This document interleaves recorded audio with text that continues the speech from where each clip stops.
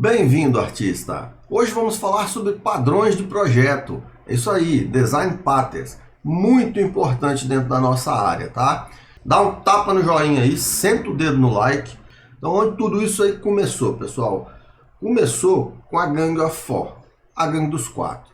Tá? Essas quatro pessoas aqui, ó. Eric Gama, Richard Helm, Ralph Johnson e John Vlissides. Eu não sei ler esse nome aí, não. Então, assim, eles se juntaram e escreveram o livro Design Patterns. Tá? Eles foram as pessoas que criaram padrões de projeto. Eles são os pioneiros disso daí. Isso foi em 1994. Eu estava começando a minha carreira de desenvolvedor. Na verdade, eu estava começando a aprender a mexer com computadores. Estava fazendo aulas ainda aí na Microlins naquela época. Então, assim, foi naquela época essa galera já estava definindo padrões. Tá? Isso é bem antigo. E aí eles pegaram e escreveram esse livro, eles catalogaram aí nesse livro 23 padrões de projeto. Mas o que é padrão de projeto, né? Fica pensando assim, o que é padrão?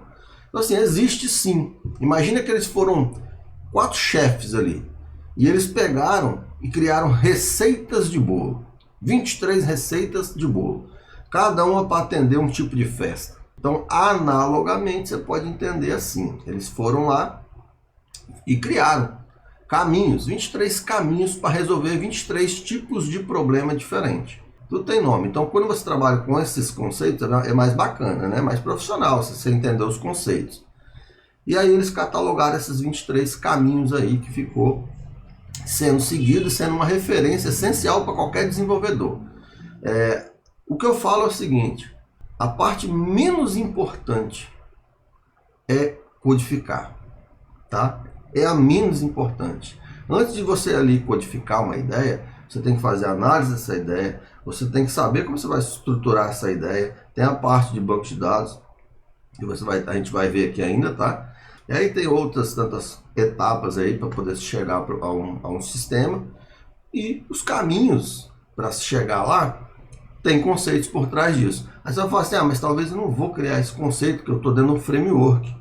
Esse projeto de framework, você pode ter certeza que só desenvolvedores que têm conhecimento com padrões de projeto trabalham nele. Porque todos os frameworks são feitos utilizando os conceitos aí dessa galera do Gang of Four. Eles são a referência, tá bom?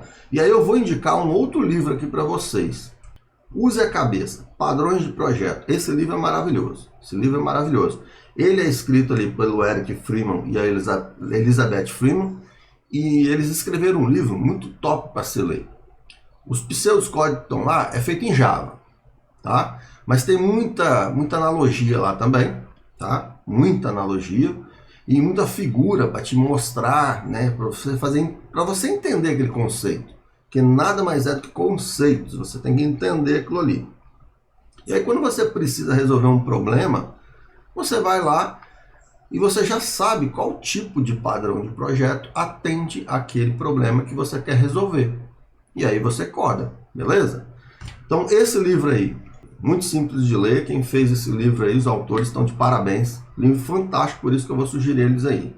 Ele não é um livro tão técnico. Qualquer um, mesmo quem está começando agora, pode simplesmente pegar esse livro, ler ele e entender. É simples. Eles dão os caminhos das pedras ali pra gente. E aí também vou sugerir mais 2 livros aqui. Não Me Faça Pensar, Steve Krug, e o Design do Dia a Dia. Eu tenho esse livro em inglês. Esse livro é muito top também, que é para você aprender aí UX e UI. E na parte visual também existem os conceitos.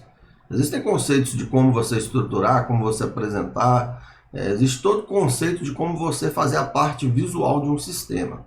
E esse livro ali, o Design do Dia a Dia, ele é um livro também fantástico, porque ele usa analogias para te levar ao entendimento. Não é uma receita, olha, o botão tem que ser azul, o botão tem que ser laranja. Não é isso. Ele te ensina, através de analogias, o porquê que você tem que manter um padrão. Como você pode manter um padrão de usabilidade, tá? Para o usuário ter uma experiência melhor. E ele faz muita analogia aí, que fica mais fácil para a gente compreender os conceitos, tá bom? Nós temos 3 tipos de padrão de projeto. 3, né, subdivisões, digamos assim. os padrões criacionais, estruturais e comportamentais. Esses padrões criacionais, eles têm foco na criação de objetos e de forma eficiente e flexível de você manter as coisas funcionando. Já vou dar um exemplo aqui para vocês de alguns. Padrões estruturais, ele foca na organização. Então, interessante ali é organizar as coisas. São padrões que estão voltados a isso. E comportamentais para poder apresentar o comportamento de objetos, como por exemplo o padrão state, que é o estado de um objeto. Então existem essas 3 subdivisões quando a gente fala sobre padrões de projeto. E aí quais a gente vai ver que são os mais utilizados? Nós vamos falar sobre esses padrões aí. O padrão singleton, né, é um padrão que é muito utilizado, é uma classe que ela mesma se instancia, você mantém somente uma classe o tempo todo ali para poder atender quem chamar essa classe. Por exemplo, uma classe de conexão, poderia fazer ela singleton, e sempre que alguém quisesse uma conexão, eu ia buscar dentro dessa classe, e ela iria tomar conta de todas as conexões que tivesse ali. Você vai centralizar alguma coisa dentro dessa classe, como por exemplo também parâmetros. Pode usar parâmetros do sistema dentro de uma classe singleton. Você instancia ela, e a qualquer lugar do sistema que você for buscar essas informações de parâmetros, você vai buscar dessa classe, que ela vai ser instanciada unicamente no seu sistema. Isso aí é bem bacana, muito utilizado, o padrão singleton, e aí a gente vai ver exemplos deles.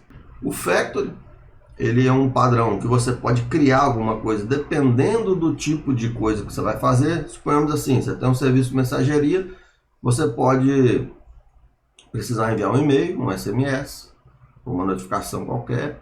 Aí você usaria o factory para poder, dependendo do tipo de notificação que você quer, ele criar os objetos correspondentes a isso. Dependency injection, a gente usa muito todo dia aí, fazendo injeção de dependência no C#. Mas isso não é nada exclusivo da linguagem, tá, pessoal? Esses conceitos não tem nada a ver com linguagem. Qualquer linguagem de programação, você pode usar esses padrões de projeto. Aí os frameworks com certeza usam. Todos eles usam todos esses padrões aí juntos para poder formar um framework. No C#, por exemplo, você faz injeção de dependência no construtor de uma classe. Aí você usa o quê? Você está usando o padrão, o DI, que é o Dependency Injection. E muito usado aí no C#. Até as pessoas falam que não é legal você ficar toda hora lá criando um objeto, instanciando um objeto na mão.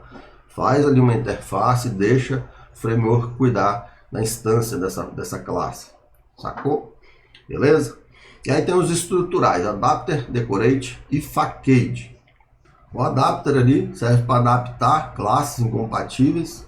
O decorate, você decora, bota uns atributos em cima das propriedades da classe, e depois através de RTTI, acho que eu vou gravar uma videoaula sobre RTTI também, tá? Muito bacana a RTTI, que é Runtime Tape Information. Significa o quê? Informação em tempo de execução.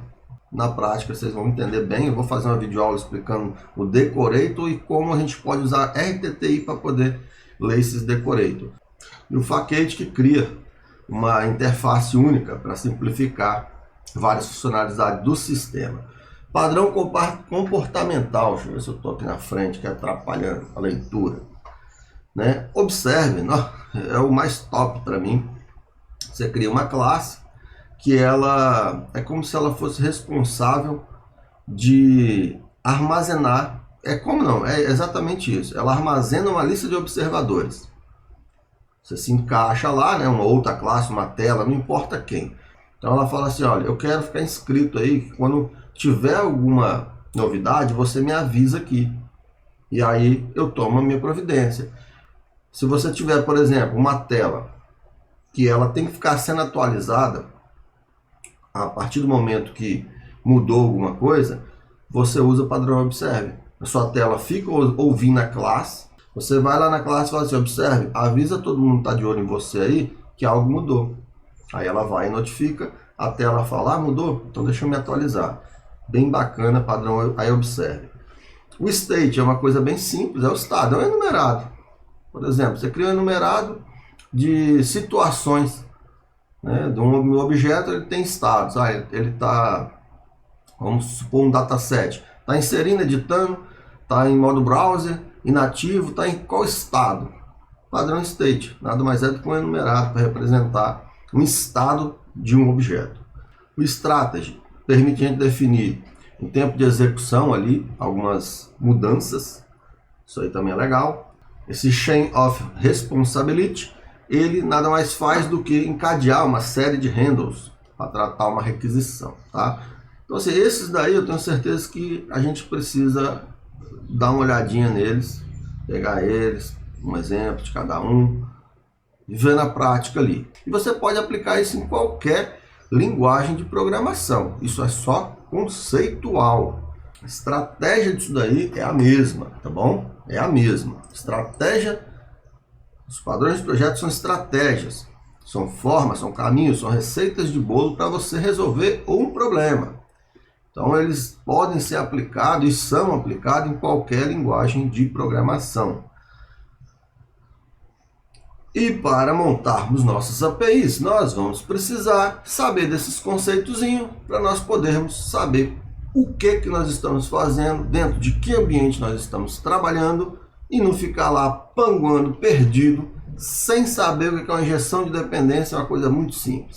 Dá um tapa no joinha aí, senta o dedo no like, se inscreva no canal, ative o sininho e poste uma mensagem aí se já valeu esse vídeo para você. Se já valeu, escreve aqui embaixo nos comentários. Já valeu e eu vou assistir isso daí.